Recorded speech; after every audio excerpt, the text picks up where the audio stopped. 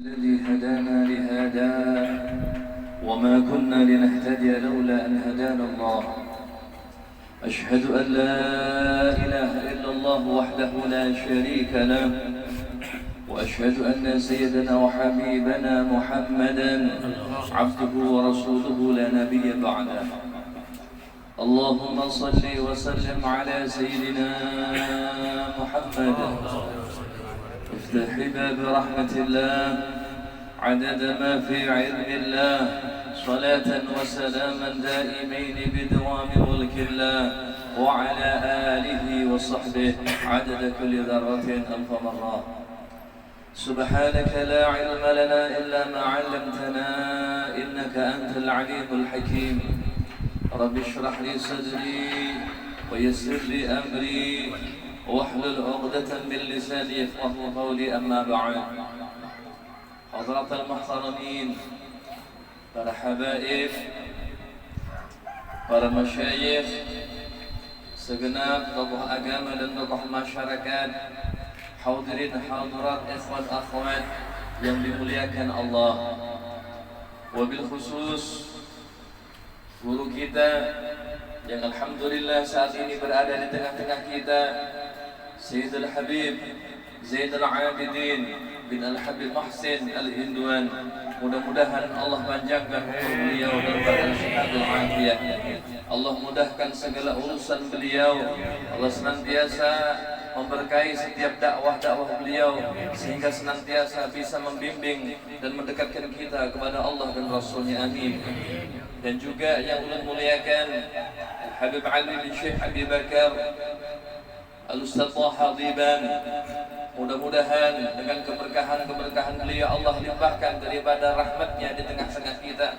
Allah subhanahu wa ta'ala kucurkan daripada keberkahan yang sehingganya Allah subhanahu wa ta'ala menjadikan kita semua termasuk golongan orang-orang yang akan mendapatkan kemuliaan dunia ila akhirah. Amin ya rabbal alamin.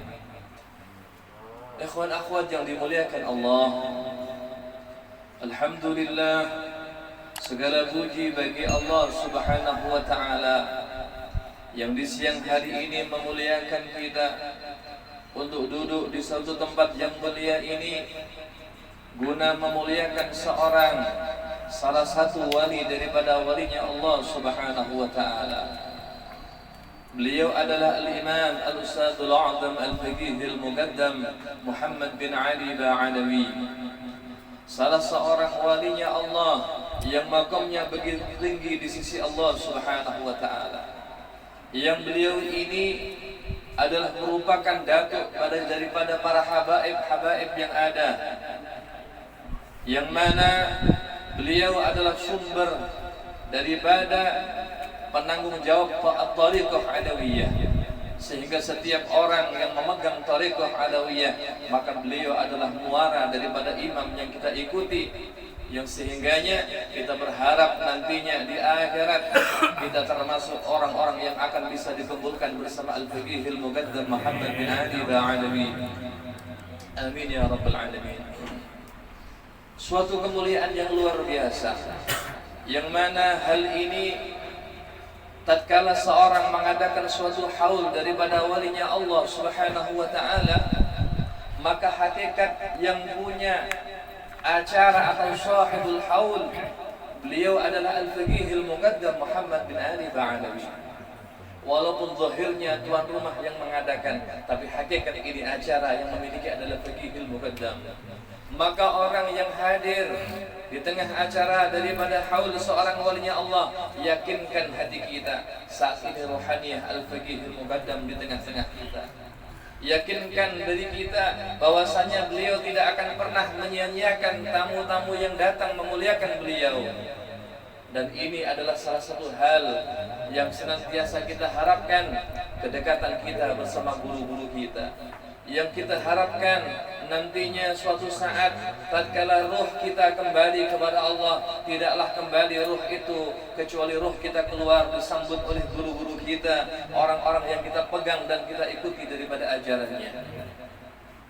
Hadirin hadirat yang dimuliakan Allah subhanahu wa ta'ala, tidaklah Al-Faqih Al-Muqaddam Beliau memiliki kemuliaan yang begitu sempurna, melainkan karena sempurnanya beliau mengikuti jejak langkah datuknya baginda Rasul Muhammad sallallahu alaihi wasallam. Yang mana faqihul muqaddam, beliau secara zahir dan batin senantiasa bersambung dengan Rasulullah. Jasmani beliau terdapat daripada tetesan daripada jasmani atau darah daging baginda Rasul Muhammad sallallahu alaihi wasallam. Sedangkan ruhaniyah beliau, sir beliau, di situ beliau juga mengambil daripada surga datuknya yang begitu sempurna baginda Rasul Muhammad sallallahu alaihi wasallam.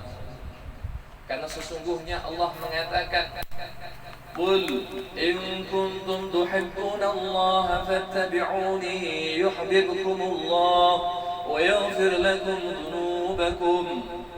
Katakan wahai Muhammad, jika kalian mencintai Allah, fattabi'uni, maka ikuti aku. Yuhibbukumullah, sehingga maka Allah akan mencintai kepada kalian. Jadi ketika seorang mengatakan ianya cinta kepada Allah, sedangkan secara zahir ia tidak mengikuti daripada jalan dari yang diajarkan Rasulullah, maka tidak akan pernah sampai kecintaan itu kepada Allah. Tapi ketika seseorang setiap apa yang ia amalkan, setiap apa yang ia perbuat, baik ilmu, akhlak, adab, dan setiap apa yang menjadi niatan dalam setiap hati mereka senantiasa disandarkan kepada Rasulullah, maka sungguh ia akan memperoleh kecintaan Allah Subhanahu wa ta'ala, dan Allah akan mengampuni dosa-dosanya. Tidaklah seorang menjadi kutub wali yang tertinggi di zamannya kecuali karena saking sempurnanya ittiba mereka kepada baginda Rasul sallallahu alaihi wasallam. Berbicara akhlak al-faqihil muqaddam, maka beliau memiliki sifat-sifat terpuji yang di situ menggambarkan atau mencerminkan sifat datuknya. Satu contoh saja, tidak banyak kita sebutkan karena kalau kita urai semua terlalu panjang. Beliau adalah seorang yang dermawan, sehingganya setiap hari berapa banyak beliau mendermakan hartanya di jalan Allah Subhanahu wa ta'ala. Beliau curahkan harta itu untuk mendekatkan diri kepada Allah Subhanahu wa ta'ala. Bahkan kata Ustaz Thaha, kalau diuangkan sehari yang beliau keluarkan itu tidak kurang dari 30 juta rupiah sehari, Pak. Bayangkan, bukan setahun, sehari beliau keluarkan sedemikian rupa banyaknya. Rumah beliau penuh dengan orang-orang fakir, di mana beliau adalah menjadi sandaran mereka. Dalam setiap hari berapa banyak mereka orang-orang yang dipenuhi kebutuhannya tatkala datang kepada Al-Faqihil Muqaddam Muhammad bin Ali Ba'alawi. Maka kita sebagai pecinta beliau Al-Faqihil Muqaddam seyogyanya mencontoh teladan ini. Beliau Al-Faqihil Muqaddam termasuk orang yang tidak meletakkan dunia dalam hatinya, melainkan hanya semata-mata di tangannya. Beliau seorang yang zuhud. Zuhud itu bukan halus kada punya duit kada baik. Kalau zuhud itu zuhud, kenapa miskin benar hidupnya kada. Banyak juga orang yang pecinta dunia, hendak benar sugih, cuman kadang bisa. Kadang-kadang begawi siang malam, lupa ibadah kepada Allah. Tapi ngarannya sudah jatahnya segitu, kadang sugih-sugih juga. Kadang. Jadi maknanya zuhud itu adalah tidak mencintai dalam hatinya kecintaan kepada dunia. Maka kita menjadi seorang hamba Allah, berusaha jadikan harta itu adalah alat untuk menjadi kita lebih dekat kepada Allah. Jangan berbalik. Jangan sampai harta itu menjadi sebab kita semakin jauh dari Allah. Gara-gara gawean, kada sempat lagi beribadah kepada Allah. Ketika ia begawe menghadapkan hasil, ia bakhil dengan apa yang ia peroleh, kada mau berderpa membantu daripada orang-orang yang membutuhkan. Karena sesungguhnya sedekah ini sesuatu yang agung di sisi Allah Subhanahu wa ta'ala. Dalam suatu riwayat baginda Rasul mengatakan, "Man tasaddaqa faqad faqa lahya 70 syaitana."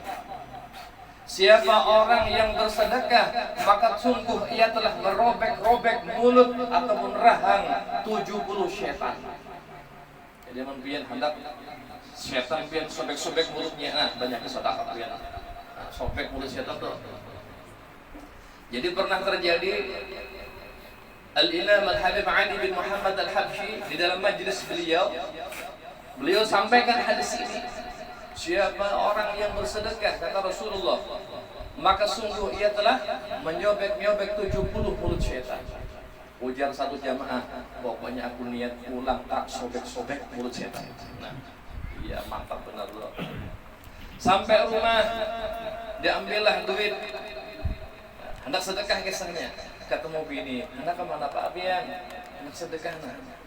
Kena dulu Pak, ini duitnya kasan ini, kasan itu, kasan ini, kasan itu. Kayak apa? Kayak gitu Pak. Apa? Ditakut-takuti fakir, ditakut-takuti miskin. Kita butuh Pak, kita butuh. Akhirnya apa? Kalah juga dengan bininya. Kada jadi am sedekah.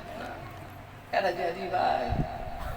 Akhirnya di suatu hari beliau bertemu dengan Al-Imam Ali Al-Habib Ali bin Muhammad Al-Habsyi. Beliau berkata, benar ya Habib, sungguh di rumahku ada satu syaitan. Aku tidak mampu sudah untuk sedekah, apalagi hendak merobek 70. Yang satu syaitan tidak mampu. Tahu lah ya.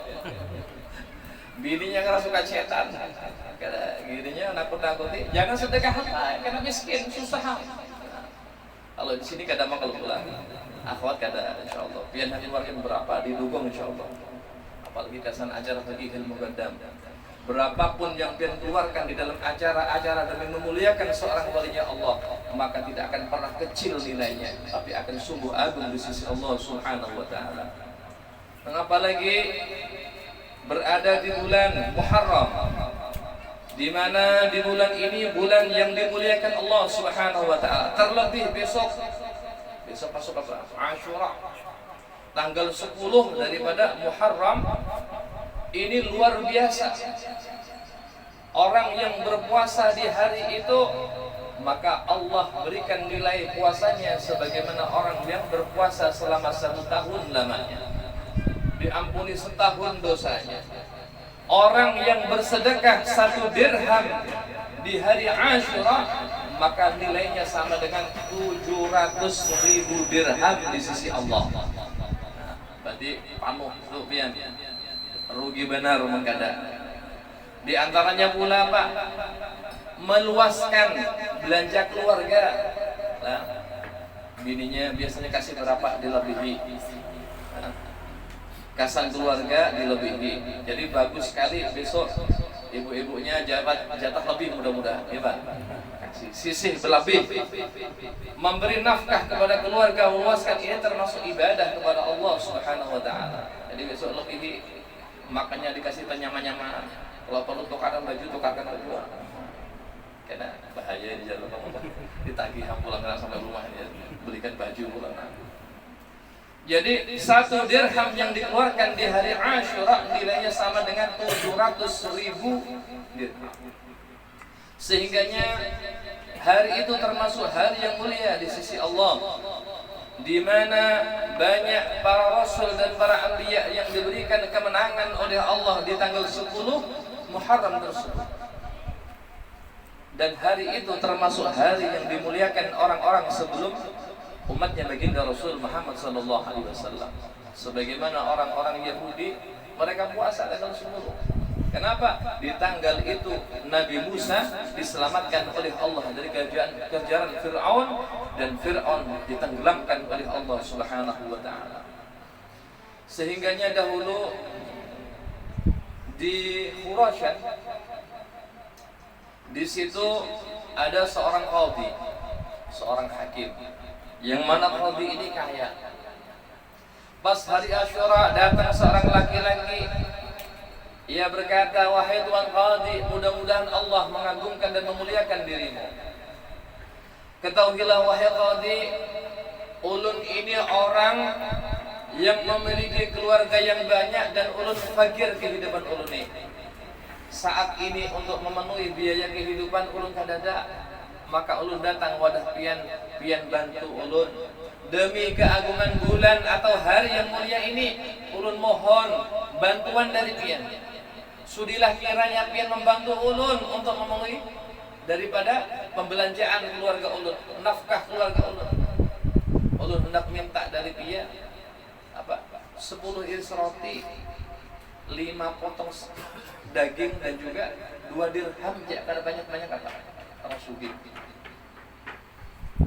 Ujar si Qadi, kena datanglah duhur jin. Ini jangan dulu, haul. Pulang sama orang tadi, kada kasih langsung. Waktu duhur datang lagi, datang hendak mengambil yang dijanjikan tadi. Kayak apa? Kena dulu gini, beli dulu, nanti bantal asar datang lagi sini. Haul lagi. Maka sudah dari pagi belum makan, Pak. Sidin sekeluargaan belum makan lagi. Waktu asar datang lagi, ternyata si Qadi ini tidak memberi apapun kepada si laki-laki itu. Pergilah ia dengan wajah yang murung, dengan hati yang begitu sedih karena belum bisa memenuhi kebutuhan keluarganya. Maka lewatlah di satu rumah seorang Nasrani, orang Kristen lain. Ada seorang Nasrani di waktu itu duduk di depan pintu rumahnya. Didatangilah, ya fulan, bantulah aku demi keagungan hari ini. Lalu orang tadi bertanya, memang hari apa hari ini? Hari ini hari Asyura. Diceritakan, hari Asyura ini kemuliaan kayak ini, kayak ini, kayak gini. Lalu bertanya, apa yang menjadi hajatmu? Bebarang, sepotong roti kin bebarang, sepatang daging, 2 dirham kin bebarang. Lalu masuklah si Yahudi tersebut. Demi keagungan ini, apa yang menjadi kebutuhanmu akan kuberikan. Diberikan berapa, Pak? Bukan kasan sehari, tapi cukup kasan sebulan. Diberikan di situ 10 kampil daripada gandum. Dikasih 100 potong sapi, daging. Kemudian dikasih duit 200 dirham, bukan yang 2 dirham lagi. Udah, kau bawa pulang, penuhi keluargamu. Sebulan insya Allah cukup. Oh, nggak pakai insya Allah, orang Kristen lupa dulu. Ini kesan 1 bulan cukup. Lalu malamnya si Qadi itu bermimpi. Allah Subhanahu wa ta'ala perlihatkan kepada sang Qadi ada 2 istana. Yang satu istana ini terbikin dari emas dan perak dinding-dindingnya, sedangkan yang satunya terbikin dari permata yang berwarna merah. Ya, istana dan permata, bayangkan betapa indahnya. Lalu si Qadi bertanya, ya Allah, untuk siapakah kedua daripada istana ini ya Allah?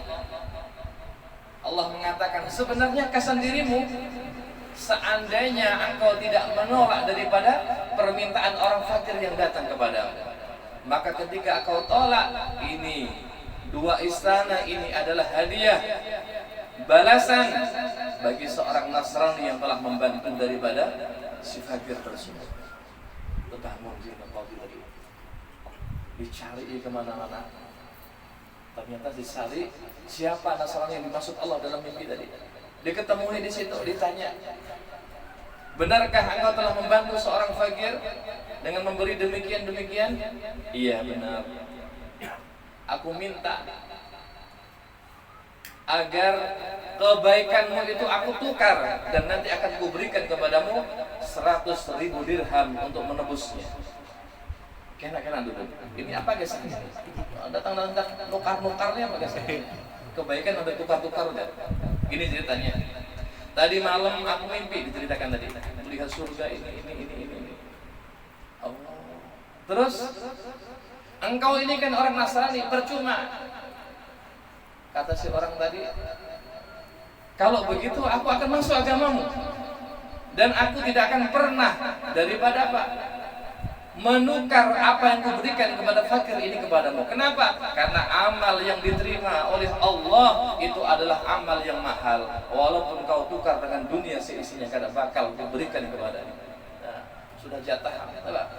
Dapat bagian surga dari Allah Subhanahu. Dan sejak itu dia mengatakan di hadapan, asyhadu an la ilaha illallah wa asyhadu anna Muhammadar Rasulullah. Maka ini hadirin, sesungguhnya sesuatu hal yang agung yang diberikan oleh Allah kepada orang yang mau memuliakan daripada hari Asyura. Sedekah menyenangkan hati orang mukmin. Ini di antara dua perkara yang paling utama, tidak ada lebih daripada itu. Ujar Rasulullah, khoslatani la syai'a afdal minhuma. Ada dua perkara, tidak ada perkara lebih utama dari itu. Yang pertama al-imanu billah, beriman kepada Allah. Yang kedua wan naf'u lil muslimin, yaitu memberi kebahagiaan atau bermanfaat kepada orang muslim yang lainnya. Sesungguhnya idkhalus surur, memasukkan rasa gembira di hati orang yang beriman, itu ibadah yang luar biasa. Sampai Rasul mengatakan, ketika seorang memasukkan satu kegembiraan di hati seorang muslim, seorang yang beriman, maka hal itu lebih afdal, lebih utama daripada ibadah haji dan umrah yang sunnah. Jadi mempian kada bisa nang pergi haji umrah belum ada duitnya, maka kita hendaklah senantiasa berusaha menggembirakan hati orang. Kalau kita tidak bisa memberi sesuatu, kalau pian punya harta, pian bisa menggembirakan orang dengan duit, pian keluarkan itu untuk menggembirakan orang. Kalau kadada dengan apa? Sedikit makanan bebarang. Enggak ada dengan nasihat bebarang. Maka yang ini akan sangat agung nilainya di sisi Allah Subhanahu wa taala. Dan Al-Faqihul Muqaddam Muhammad bin Ali Ba'alawi, beliau tiap hari menjadi orang-orang yang senantiasa menghilangkan daripada kesulitan hamba-hamba Allah Subhanahu wa taala. Siapa orang yang menghilangkan kesulitan seorang hamba di dunia, Allah akan hilangkan satu kesulitannya di akhirat kelak. Maka inilah kemudian sedikit yang kita bisa ambil contoh daripada Al-Ustadzul Azam Al-Faqihul Muqaddam, kedermawanan. Jangan sampai jadi orang yang bakhil. Orang Banjar orang bakhil itu pengasih. Kenapa? Karena kita mati, apa yang kita punya kadang kita bawa. Pernah rapian orang lihat orang mati yang bawa motor, ada bersangkut duit kayak ada. Orang Islam. Kenapa? Karena dibutuhkan. Makanya kita kalau mau jadi orang yang pintar, bawa duit yang tukasan mati. Nah kayak apa? Bukannya dibawa mati di kuburan, bukan, tapi dermakan di jalan Allah. Maka harta kita akan menjadi milik yang hakiki, yang pasti kita akan menikmatinya tatkala kita telah kembali kepada Allah Subhanahu wa taala. Mungkin itu saja sekelumit yang bisa disampaikan. Kurang lebihnya mohon ampun yang sebesar-besarnya. Billahi taufiq wal hidayah, wallahu hidayah. Wassalamualaikum warahmatullahi wabarakatuh.